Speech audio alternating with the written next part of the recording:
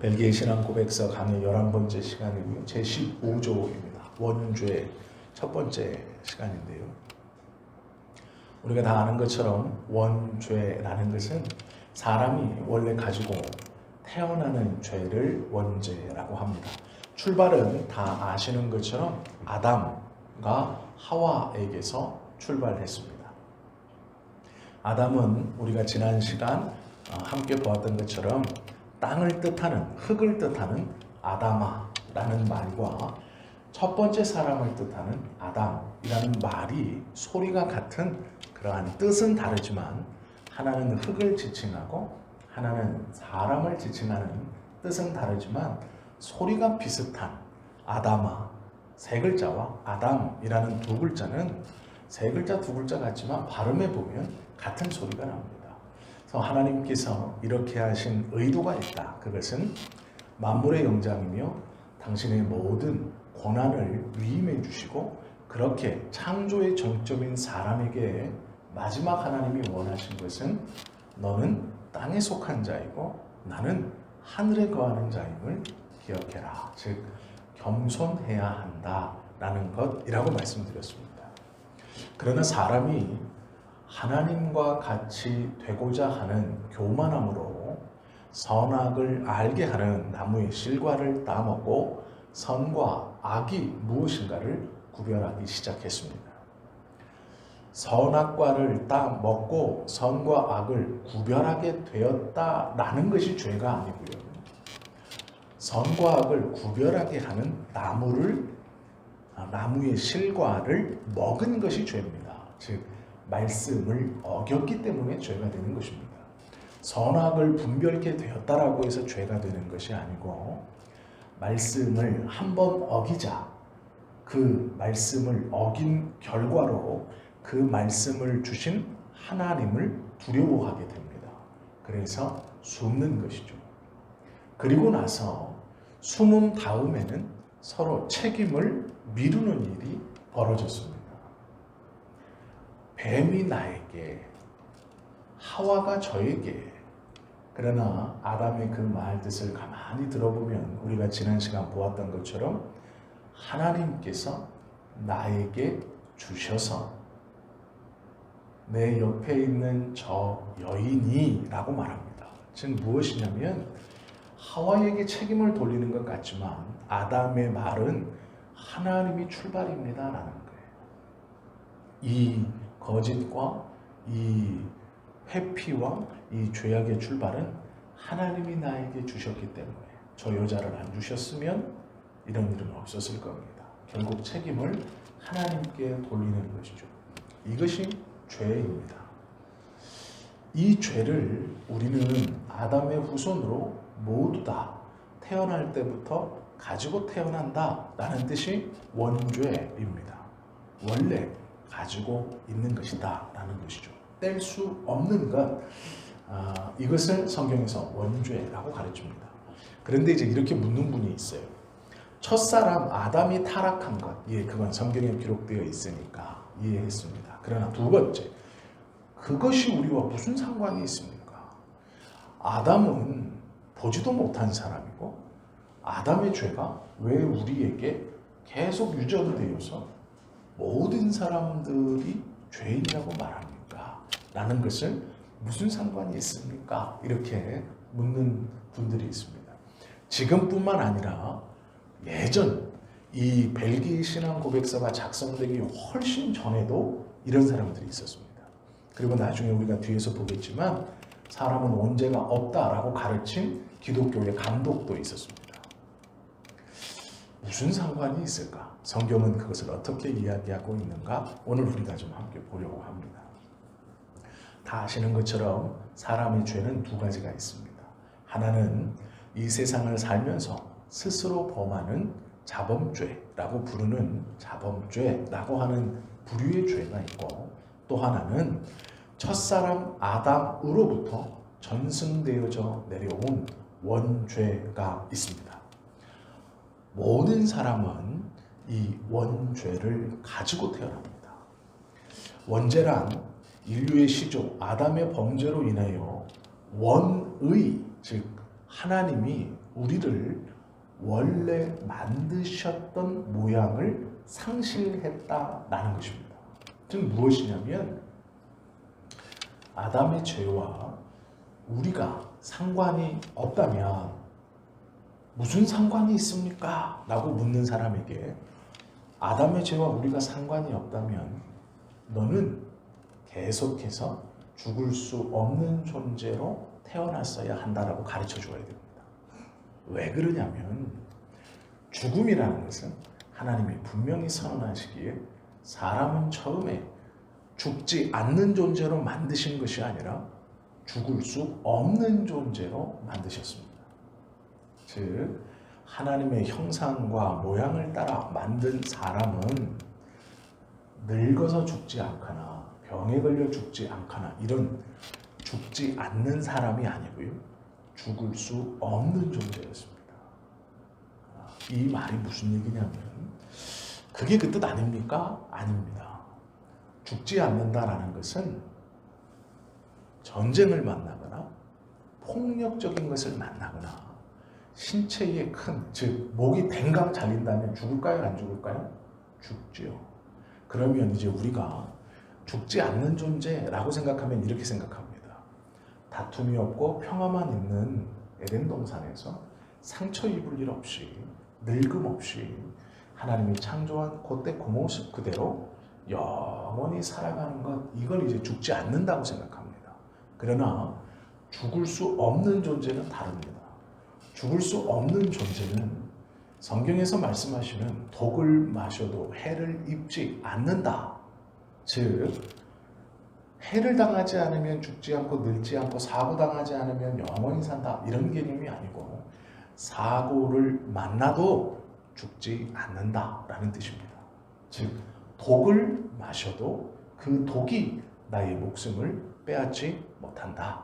이렇게 만드셨다라는 겁니다. 그래서 영원히 사는 존재로 만드셨습니다라는 말과 죽지 않는 존재로 만드셨습니다라는 말, 이 두 말을 놓고 하나님께서 우리를 창조하셨다라고 할 때에 어떤 말이 더 가까우냐? 죽을 수 없는 존재, 죽지 않는 존재, 영원히 사는 존재로 만드셨다가 아니라 죽을 수 없는 존재로 만드셨다라고 말하는 것이 더 하나님의 의도에 가깝습니다. 그래서 살아가면서 해를 당하는 일에도 죽지 않는 것, 즉 우리가 우리의 부주의로 만나는 절벽에서 떨어져서 목이 부러진다든지, 예를 들어 맹수의 습격을 받는다든지, 물론 창조 때는 짐승이 사람을 습격하는 일은 없었습니다. 뭐 그런다든지 실수로 부주의해서 동맥과 정맥이 끊어진다 하여도 죽지 않는다는 것입니다. 즉 죽을 수 없는 존재라는 것입니다. 자연에 존재하는 맹독을 먹어도 창조 그대로의 사람은 죽을 수 없다라는 것입니다. 이 뜻을 구별할 수 있어야 됩니다. 그래야 하나님이 사람에게 부여한 창조 때의 그 권위가 얼마나 놀라운 것이고 우리가 천국에서 영원히 산다는 개념을 바로 알 수 있습니다. 천국에서 어떤 분들이 이렇게 말씀하세요. 가장 아름다웠을 때의 모습으로 돌아가서, 그러면 뭐 어떤 분은 20대, 뭐 어떤 분은 30대, 뭐 이렇게 있죠. 하여간 주름살 없고 젊은 시절로 돌아가서 늙지도 병들지도 아프지도 않고 천국에서는 영원히 산다, 이렇게 생각하세요. 그렇지 않습니다. 죽지 않는 존재라는 것은 겉모양으로 어떻게 산다라는 말이 아니에요. 하나님과 함께 처음 창조하신 그대로 죽을 수 없는 존재로 산다는 겁니다. 저에게 이제 친구들이 장난스럽게 묻습니다. 천국에도 오토바이가 있을까? 그럼 제가 있겠지? 라고 대답합니다. 그럼 이제 친구들 웃어요. 있을 리가 없다는 거죠. 자기들이 생각하는 천국의 개념에 있어. 그러면 제가 그러죠. 휘발유로 가는 오토바이는 없겠지. 그러나 내가 구름으로 오토바이를 못 만들까? 어떻게 달리는지 알고 있는데 그 정도의 바람을 내가 일으키지 못할까? 제가 이제 이렇게 묻습니다. 그 정도의 스피드를 내가 내지 못할까? 만약에 그러다가 사고가 빵 난다고 생각해 보세요. 오토바이를 타고 가다가 구름 오토바이 타고 사고를 냈어요. 그럼 죽을까요? 제가? 여기처럼? 아니요, 그렇지 않습니다. 이게 죽을 수 없는 존재라는 거예요. 천국에서도요, 기쁨, 희노애락은 분명히 있습니다. 있는데 다만 그 슬픔이 우리의 영혼을 슬프게 하지 못한다는 거예요. 나중에 이제 천국에 대해서 말씀이 뒤에서 나오니까요. 그때 이제 성경적인 천국에 대해서 함께 나누기로 하고요. 오늘은 이 죄에 대해서 좀 나누려고 합니다. 인류의 원초적인 뿌리에서부터 파생되는 모든 죄들의 근원이 이 죄입니다. 이것이 원죄예요. 사람은 모두 이 원죄를 가지고 태어납니다. 왜 그러냐면 모든 사람은 하나님께서 만들어 놓으신 첫사람 아담의 후손이기 때문에 그렇습니다. 그래서 그 죄의 결과로 성경은 모든 이에게 죽음이 임하였다라고 말씀하고 있습니다. 죽지 않고 영원히 사는 사람이 있다면, 성경대로라면 만약에 우리 주변에 누군가가 죽지 않고 영원히 삽니다. 누군가가 만약 그렇다면 그는 우리의 생각에 죄가 없구나 라는 게 아니에요. 어떻게 생각하는 게 성경적일까요? 하나님과 상관이 없구나 이렇게 생각하는 게 맞아요. 잘 이해하십시오. 우리 주변에 누군가가 영원히 살고 있는 사람이 있습니다. 그렇다면 우리는 그를 가리켜서 죽음을 넘어서서 사는 사람, 우상처럼 받들고 그 비결을 배우려고 할 게 아닙니다. 성경은 분명히 하나님이 창조한 아담, 즉 하나님께서 선택한 사람의 후손은 모두 원죄를 가지고 있고 그 죄의 결과로 죽음을 맞이하는 것이다 말씀하고 있습니다. 그리고 이 죽음을 맞이하는 하나님의 사람들로 인하여 예수님이 이 땅에 오셨습니다. 즉 우리의 주변에 누군가 영원히 죽지 않고 늙지 않고 사는 사람이 있다면, 성경대로라면 그 사람은 하나님과 상관없는 사람입니다. 즉 그 사람은 하나님의 선택 안에 아담의 후손이 아니라는 것이죠. 그러면 그가 우리의 눈에 사람처럼 보이고 그가 우리의 눈에 늙지 않고 병들지 않고 영원히 사니까 하나님처럼 보일지라도 성경적으로 보면 그는 하나님이 아니라 하나님의 구원 밖에 있는 사람입니다. 이해하셨습니까? 영원히 사는 것? 아니요. 하나님의 복이 아닙니다. 우리가 영원히 사는 것은 하나님 나라에서입니다. 이 땅에서는 나이가 들고 늙어 육신의 생명이 꺼져가는 것이 오히려 하나님의 백성이라는 표시입니다. 우리가 연약해져 간다는 것은 반대로 내가 아담의 후손이며 내가 그 예수 그리스도를 믿어 구원을 받을 수 있는 자격이 있다는 뜻입니다. 그러기에 만약 우리 주변에 누군가 영원히 산다면 그는 하나님과 관계없는 사람입니다. 그 영원히 사는 사람을 부러워할 필요가 없다라는 것입니다. 이것이 성경적인 눈으로 만약 있다면 영원히 사는 사람을 바라보아야 하는 성경적 시각입니다. 우리의 삶에서 늙지도 않고 병 걸리지도 않고 영원히 산다. 그는 성경의 대로라면, 하나님의 말씀대로라면 아담의 후손이 아닌 것입니다. 그에게는 예수 그리스도가 필요 없습니다. 그러기에 그는 하나님의 선택 안에 있는 자가 아니다. 이것이 성경의 눈으로 바라보는 죄에 대한 결과, 죽음이라는 것에 대한 정의입니다. 즉 그러기에 우리가 이 땅에서 육신을 입고 살면서 예수님께서 아직 이 땅에 다시 재림하시기 전 그 영원한 삶을 꿈꾼다는 것은 어리석은 것입니다. 그것은 내가 하나님 밖으로 나가겠다라는 뜻과도 같은 뜻입니다. 성경대로 시각을 가지고 바라보면 우리는 시간의 순서에 따라 자연스럽게 나이 드는 것이 하나님의 복이고, 육신이 자연스럽게 연약해져 가면서 이 세상에서 내가 할 수 있는 것을 더 많이 내려놓고 하나님의 나라를 더욱더 열망하고 소망하는 것이 하나님 안에 더욱더 들어가려고 하는, 어쩌면 그것이 하나님의 은혜입니다. 죽음과 상관없는 사람은 하나님의 구원 밖에 있다는 뜻입니다.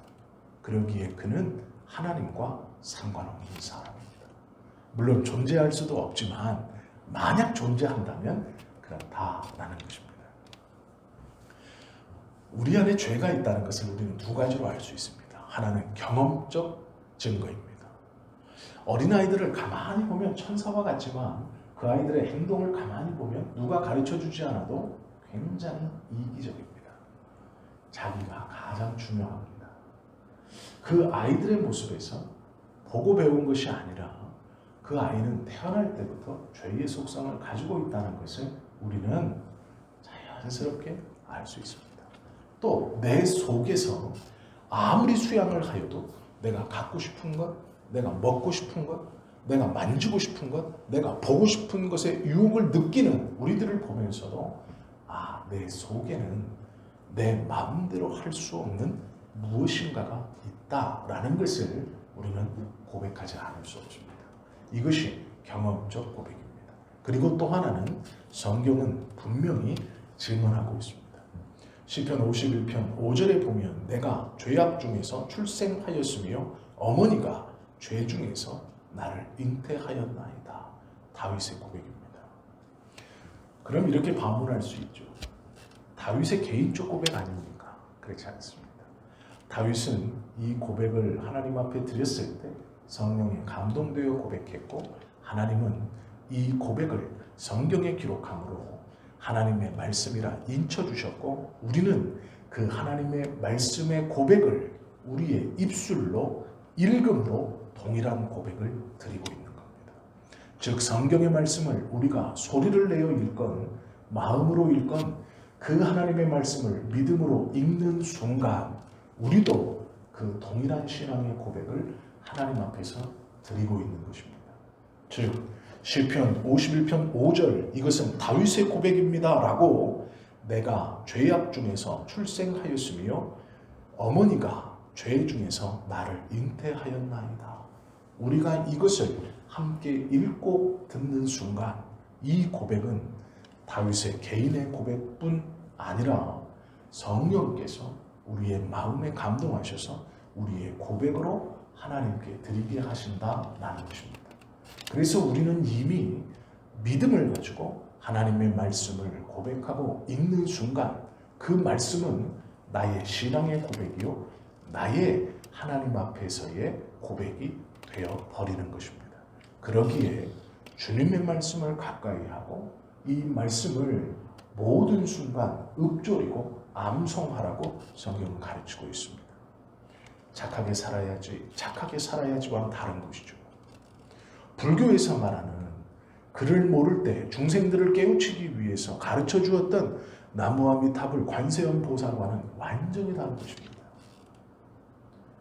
그들은 그것을 외우며 수양을 하고 깨닫기를 원하지만 우리는 하나님의 말씀을 읽고 고백함으로 그 고백이 나의 신앙과 나의 고백과 나의 하나님 앞에서의 나의 직접적으로 드려지는 말이 된다라는 것입니다. 그러기에 완전히 다른 것이죠. 그것을 아는 사람은 성경 읽기를 즐거워합니다. 이 성경의 믿음의 위대한 고백이 지금 성령께서 내 마음을 감동하셔서 나의 고백으로 하나님 앞에 드리고 있기 때문에 그렇습니다. 원죄가 있는 우리는 말씀에 의지함 없이 주님 앞에 갈 수 없다는 게 그런 말입니다. 내가 하나님께 가야지 한다고 내 영혼이 주님께 갈 수 없습니다. 왜요? 우리는 죄에 사로잡혀 있어 우리 스스로 그 죄에서 단 한 치도 벗어날 수 없기 때문에 그렇습니다. 의인은 믿음으로 말미암아 살리라. 이 말은 내가 약속의 말씀인 성경의 말씀을 믿음으로 받아 그것을 지금 나의 입술로 마음으로 읽고 고백하는 그 순간 하나님께서는 그 고백을 단지 성경의 고백이 아니라 나의 고백으로 들으시고 나의 믿음으로 인정해 주신다는 것입니다. 이것이 말씀의 능력입니다. 이 말씀이 나쁘게 먹던 내 마음을 바꾸어서 이쪽으로 선한 쪽으로 아니요. 그건 말씀의 능력을 너무 가볍게 생각하시는 겁니다. 하나님께서 우리에게 직접 친히 내려주신 이 성경의 말씀은 고백 그 자체가 우리의 신앙의 고백으로 하나님 앞에 완벽히 고백되어지는 것입니다. 그러기에 하나님은 완벽히 고백되어지는 그 신앙의 모습을 보시고 기뻐하시고 죄 없다, 의롭다 말씀해 주시는 겁니다. 그러기에 하나님의 말씀을 부지런히 읽고 가르치라고 성경은 말씀하고 있는 겁니다. 죄인인 우리는 하나님의 말씀을 의지하지 않고는 하나님 앞에 갈 수 없다 라는 이것이 무슨 뜻인가를 우리가 잘 알아야 됩니다. 그러면 어느 순간 말씀을 한 구절만 읽어도 그것이 지금 주님께서 완벽하게 받으시는 나의 신앙 고백이며 내가 주님께 드리는 가장 완벽한 흠없는 믿음의 고백이라고 하나님이 받아주신다는 것을 깨닫고 믿는다면 성경을 안 읽을 수가 없죠. 고백하지 않을 수 없죠. 성경의 말씀이 나의 영혼을 깨우지 않을 수 없습니다. 이것이 말씀의 능력입니다. 단순히 누군가가 큰 소리 치면서 머리를 세게 두드려서 성령 충만케 하옵소서 아니에요. 물론 그것이 필요할 때도 있지만 하나님의 말씀의 권위와 이 성경의 능력이 하나님께 어떠한 것인가, 왜 주님이 친히 우리에게 이 말씀을 허락하시고 모든 사람이 읽을 수 있도록 하셨는가, 그 의미가 죄인인 우리가 어떻게 주님 앞에 나아갈 수 있는가, 어떻게 하나님께서 의롭다 인치실 수 있는가를 고민해보고 묵상하면 이 말씀의 권위가 얼마나 크게 우리에게 은혜로 다가오는지를 알 수 있습니다. 로마서 5장 12절 말씀은 이렇게 말하죠. 그러므로 한 사람으로 말미암아 죄가 세상에 들어오고 죄로 말미암아 사망이 들어왔나니 이와 같이 모든 사람이 죄를 지었으므로 사망이 모든 사람에게 이르렀느니라. 성경은 분명히 한 사람으로 말미암아 죄가 들어왔고 그 죄로 말미암아 죽음이 들어왔고 그 죽음이 모든 사람에게 미쳤다 말씀하고 있습니다. 죽음의 영향을 받지 않는 사람이 있다면 그의 출발은 하나님께서 만들어 놓으신 그 한 사람이 아닐 것입니다. 그러면 그는 하나님과 관계없는 사람입니다. 그러기에 부러워하실 게 아닙니다. 어떻게 그렇게 살 수 있습니까? 물을 필요도 없습니다. 성경은 그 사람에 대해서 특별하게 그런 사람도 있다라고 말씀으로 가르쳐주지 않습니다.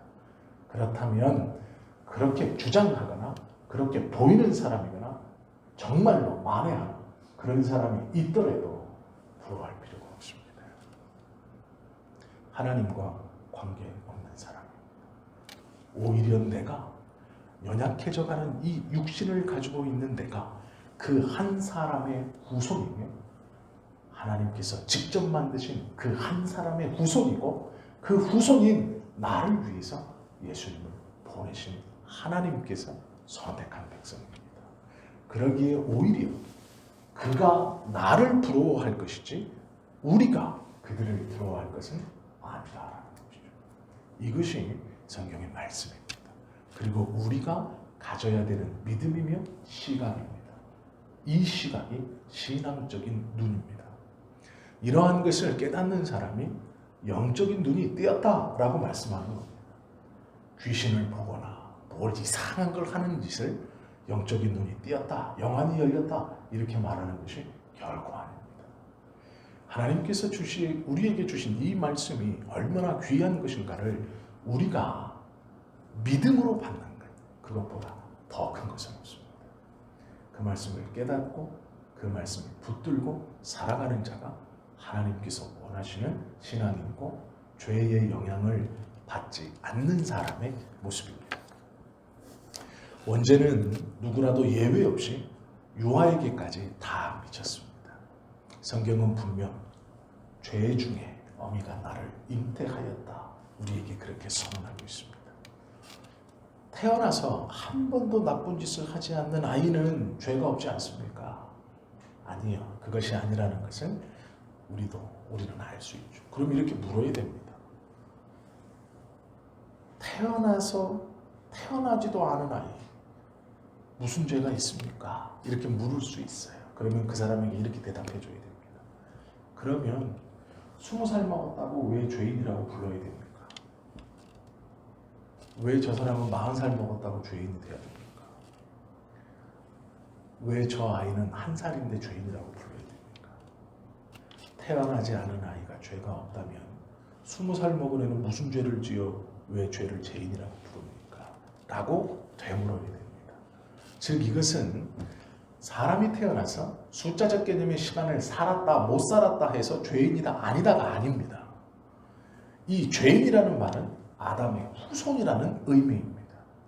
그러기에 죄인이라는 것을 이 세상의 시간적 개념을 얼마나 살고 못 살고로 따라서 우리 기준과 눈에 죄를 짓고 안 짓고의 죄인이 아니라 하나님께서 창조하신 그 아담의 후손이냐 아니냐의 의미로 죄인이라고 하시는 겁니다.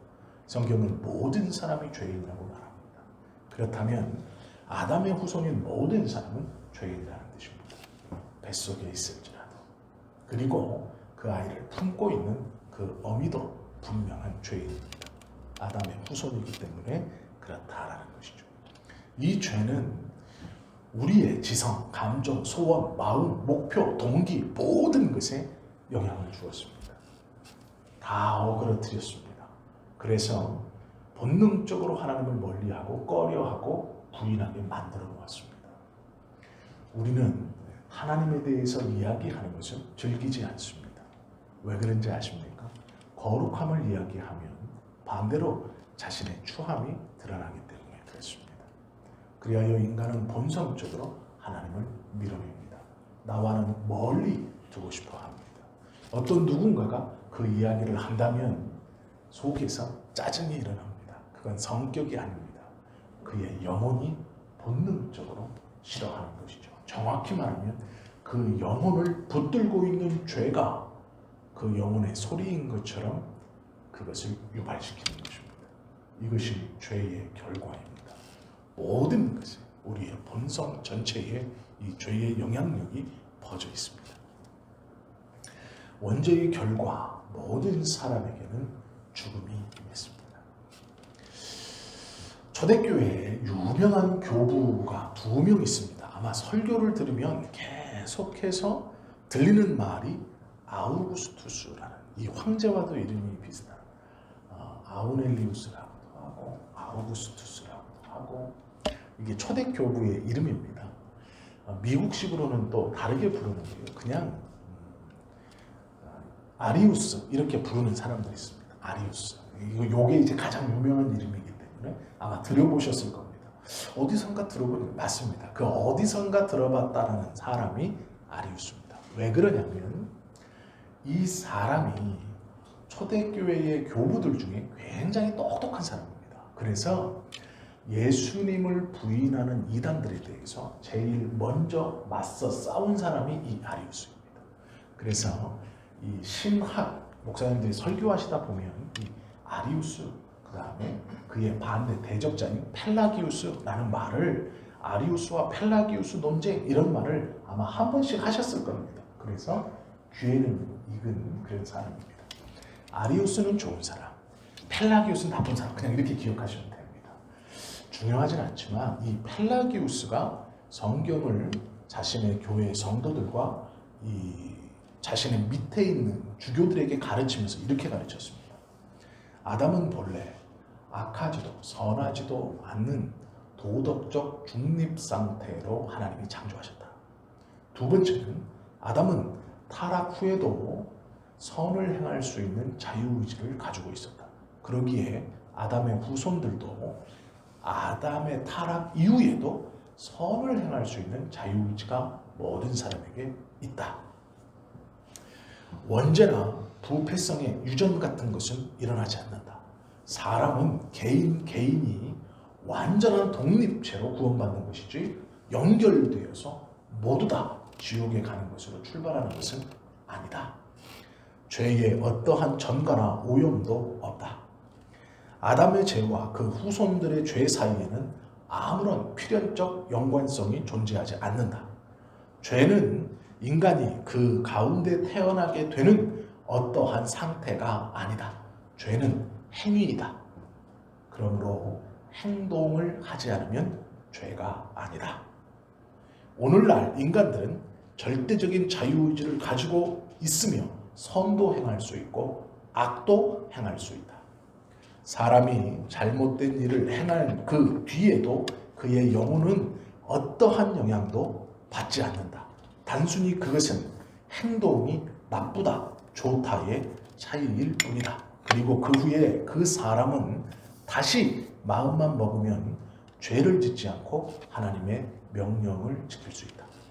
어떤 사람이건 한 번도 죄를 짓는 것을 보지 않았다면 그 사람은 평생 죄를 짓지 않고 자랄 수 있다.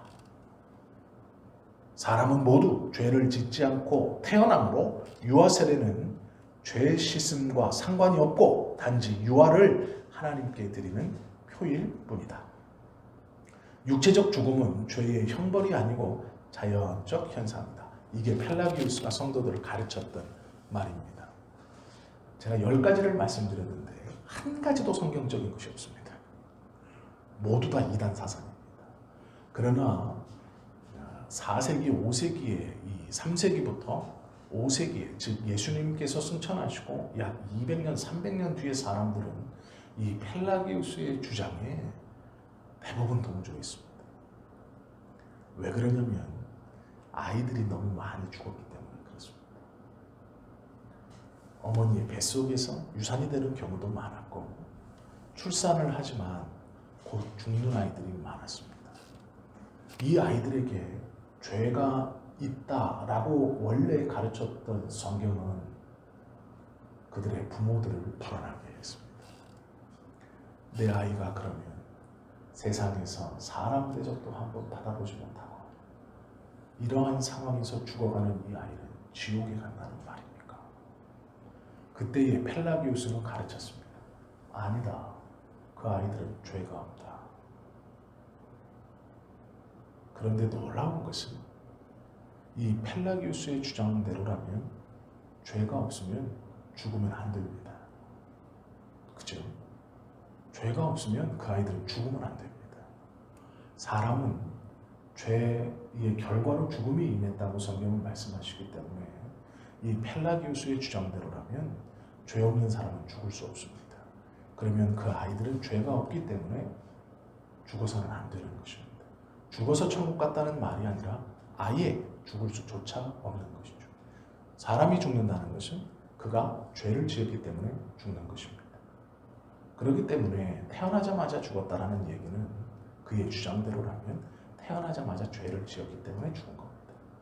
즉 펠라기우스의 주장은 성경적인 것이 아니라 사람들의 마음에 신앙적으로 제대로 가르쳐 준 게 아니라 그 사람들이 원하는 것을 가르치다 보니까 점점점 성경에서 벗어나게 됩니다. 그리하여 나중에는 원죄가 없다라고 가르치는 지경에까지 이르렀습니다. 그리고 죄는 노방이다. 즉 자신의 부모의 죄 짓는 것을 보고 자녀가 배우는 것이지 어떤 아이가 태어나자마자 섬에 딱 떨어져서 아무런 사람 없이 그 아이가 성장한다면 그 아이는 죽을 때까지 죄를 본 적이 없기 때문에 짓지 않고 사는다. 이렇게 가르쳤습니다. 그러나 우리의 주변에 그런 사람은 없죠. 즉 이 펠라기우스의 말은 그냥 말장난일 뿐입니다. 펠라기우스는 418년 5월 1일 카르타 공의에서 이단으로 정죄되었고 교회에서 축출됐습니다. 그래서 자기들끼리 모여서 그것이 맞다고 펠라기우스가 살아있을 때는 조금 사람이 모여 있다가 펠라기우스가 죽은 다음에는 이제 흐지부지 되었습니다. 그리고 그 뒤로도 펠라기우스의 가르침을 가지고 교회에 들어오려고 했지만 그들은 이단으로 정죄되어 철저히 배격됐습니다. 성경에서 가르치는 하나님께서 말씀하시는 죄의 근원과 그 죄의 결과를 하나도 인정하지 않았기 때문에 그렇다라는 것이죠. 우리가 아는 것처럼 이 죄에 대해서 인정하지 않으면 이단이라고 말합니다. 그러나 조심스럽지만 로마 카톨릭에서도 이러한 일을 했습니다. 1854년 교황 비오 9세는 모든 주교들과 즉 감독회의를 통하여서 마리아 원죄 없는 잉태를 선언했습니다. 이것이 우리의 신앙의 고백이다라고 선언했습니다. 즉 예수님께서 죄가 없어야 하기 때문에 그의 어머니인 마리아도 죄 없이 예수를 잉태했다 이렇게 말하는 것이죠. 그것뿐만 아니라 마리아는 평생 동안 죄를 짓지 않았다라고 가르쳤고 평생 처녀였으며 승천하였고 하늘의 여왕이고 마리아가 우리를 보호하며 마리아는 죄뿐 아니라 흠결이 없었다. 마리아 무흠설 이것을 주장했습니다. 예수님께서 원죄가 없었으니 마리아도 죄가 없었어야 한다라는 주장입니다. 그렇다면 마리아의 할머니도 죄가 없어야 됩니다. 마리아의 증조, 고조 그 위에 계속 마리아의 계보는 죄가 없어야 했습니다. 그러면 가만히 생각해 보십시오. 죄 없으면 죽으면 안 됩니다. 마리아는 지금까지 살아있어야 됩니다. 이해가 되시죠? 그러니까 이것이 성경의 말씀을 믿는 사람의 눈으로 보면 그들의 주장이 얼마나 허무맹랑한 건지 단번에 알 수 있습니다. 그런데 왜 자꾸 그곳에 귀를 기울이느냐? 사람의 이성으로 판단하기 때문에 그렇습니다. 그렇지. 예수님이 죄가 없으니까 예수님을 잉태한 마리아도 죄가 없어야지. 그러나 성경은 모든 사람이 죄를 지었다라고 말합니다. 그러면 우리가 물어야 됩니다. 예수님은 어떻게 죄가 없이 잉태되셨습니까? 성경은 분명히 기록합니다. 예수님은 성령으로 잉태되었다 말씀하고 있습니다. 성령으로 잉태되었다. 예수님이 죄가 없으신 이유는 마리아가 죄가 없어서가 아닙니다. 성령으로 잉태되었기 때문에 그렇습니다. 유일하게. 그렇기 때문에 죄가 없으십니다. 그러기에 그분은 성경의 기록대로 육신적 죽음을 자연스럽게 맞이한 것이 아닙니다. 이해하셨죠? 십자가의 죽음은 자발적인 죽음이지 자연적 죽음이 아닙니다. 즉 예수님이 죄의 영향을 받아서 나이 들고 우리처럼 늙어 죽어간 것이 아닙니다. 성경은 분명히 자발적이고 적극적 죽음 가운데 십자가로 나아갔다라고 가르치고 있습니다. 이것이 죄의 영향을 받지 않는 자의 모습입니다. 마리아가 만약 육신의 죽음을 보지 않았다면 그는 죄와 상관없는 것입니다. 그래서 나중에 가톨릭은 마리아 승천설을 주장합니다. 왜요? 마리아에게 원죄가 없다라고 선언해 놓고 보니 죽으면 안 되는 것이죠. 그렇기에 마리아는 죽지 않고 승천했다라고 또 주장할 수밖에 없는 겁니다. 그리고 승천했다고 주장했다고 보니 그는 무흠하다라고 말해야 되는 것입니다. 흠이 없었다. 흠이 없었다라고 말하니 그 다음에는 평생 처녀였다. 남자를 가까이 한 적이 없다라고 주장했어야 합니다. 성경의 기록대로 가만히 보시면 이건 다 말장난입니다. 하나의 거짓말을 시작하니까 그 뒤에 계속해서 거짓말이 따라와야 되는 것입니다. 이것이 신앙을 얼마나 크게 해치는지 우리는 그것을 보고 있죠.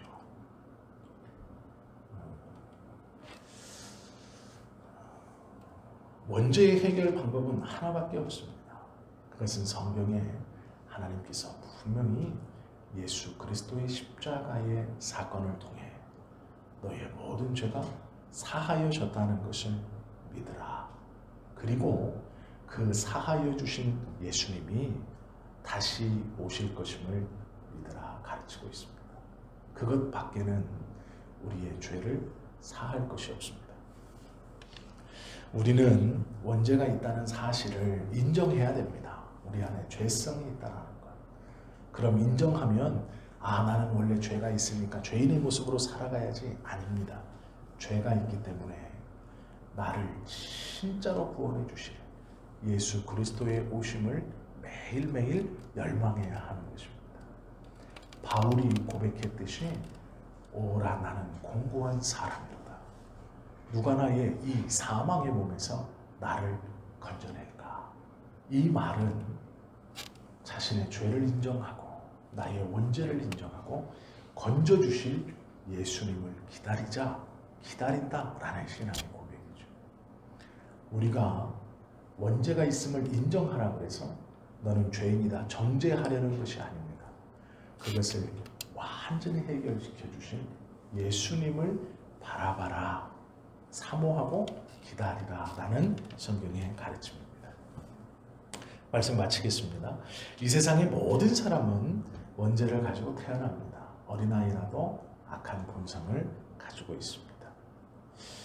이 세상의 어떤 누구도 이 죄에서부터 자유로울 수 없습니다. 회심한 이후 바울도 로마서 7장 18절 19절에 이렇게 고백했죠. 내 속 곧 내 육체에 선한 것이 거하지 아니하는 줄을 아노니 원함은 내게 있으나 선을 행하는 것은 없노라. 내가 원하는 바 선을 행하지 아니하고 도리어 원하지 아니하는 바 악을 행하도다. 바울이 완전히 예수님께 붙들려서 지금 전도자의 삶을 그렇게 치열하게도 살고 있는 동안에도 고백하는 말입니다. 내가 선을 원하지만 내 속에 있는 악을 자꾸 실행해 갑니다. 이렇게 고백하는 것이죠. 그러면서 바울의 고백은 이 힘들고 어려운 상황을 끝내줄 주님을 간절히 기다립니다. 이렇게 고백하는 것이죠. 하나님은요, 우리를 정죄하시기 위해서 죄인이라고 말씀하는 게 아닙니다.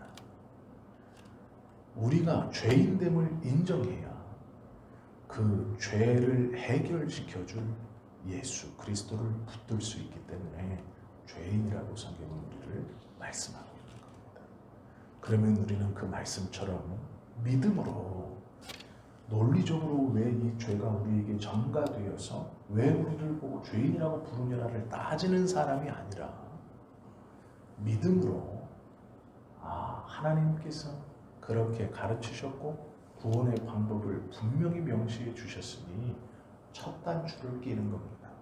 하나님의 구원의 방법의 첫 번째 단추는 내가 죄인임을 인정하고 하나님 앞에 나아가는 것입니다. 그럼 우리는 우리가 죄인임을 인정하고 하나님 앞에 그 첫 단추를 끼며 나아가 성경에서 말씀하시는 예수님께서 이미 이루어 놓으신 구원을 너가 계속해서 이루어 가라. 즉 성경의 말씀대로 인정하고 순종하고 그리스도를 붙들어 예수님이 오시는 그날 그 예수님이 베풀어 주시는 온전한 구원을 누리는 것이 하나님의 뜻이다 라는 그 가르침의 출발을 우리가 해야 하는 것입니다. 말씀을 좀 잘못 드렸네요. 해야 하는 것이 아니라 하고 지금까지 온 것이죠. 해야 하는 것은 이제 신앙을 받아들이는 분들에게 드리는 권면이니까 그것은 잘못된 권면이고요. 우리는 지금까지 그 고백을 가지고 온 것이죠. 우리가 지금 1시간 동안 원죄에 대해서 돌아봤습니다. 그리고 짧게 하나님의 말씀의 권위에 대해서 우리가 좀 나누었습니다. 어려울 수도 있지만 이 하나님의 말씀을 나누는 것은 좀 마음에 잘 품고 이것을 잘 소화시켜서 하나님께서 기뻐하시는 예수님의 장성한 분량에까지 자라가는 놀라운 믿음을 그리하여 세상이 감당할 수 없는 믿음을 소유하시는 저와 여러분 모두가 되시기를 예수님의 이름으로 축원합니다. 기도하시겠습니다.